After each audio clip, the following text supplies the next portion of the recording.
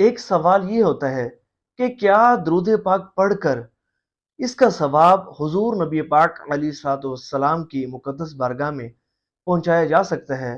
تو اس کا جواب یہ ہے کہ جی ہاں، درود پاک پڑھ کر اس کا ثواب حضور نبی پاک علیہ الصلوۃ والسلام کی مقدس بارگاہ میں پہنچایا جا سکتا ہے۔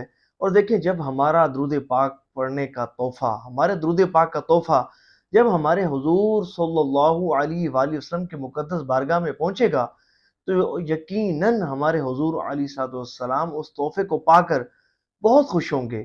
لیکن ایک بات یاد رکھیے گا کہ ہمارے حضور نبی پاک علیہ الصلوۃ والسلام گناہوں سے پاک ہیں، بخشے بخشائے ہیں، معصوم ہیں۔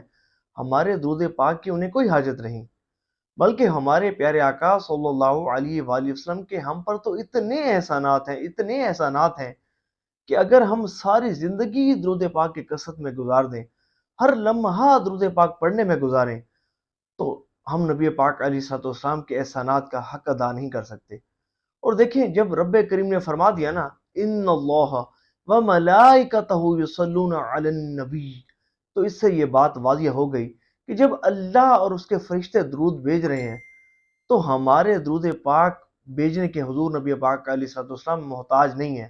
دیکھیں، جب ہم نہیں تھے تو تب بھی اللہ اپنے حبیب علیہ الصلوۃ والسلام کے ذات مبارکہ پر درود پاک بھیج رہا تھا، تب بھی بھیج رہا تھا۔ اور جب ہم نہیں ہوں گے تو تب بھی اپنے حبیب لبیب صلی اللہ علیہ وسلم پر درود پاک بھیجے گا۔ تو دیکھیں، درود پاک پڑھنے کا فائدہ ہماری طرف ہی لوٹ کر آتا ہے۔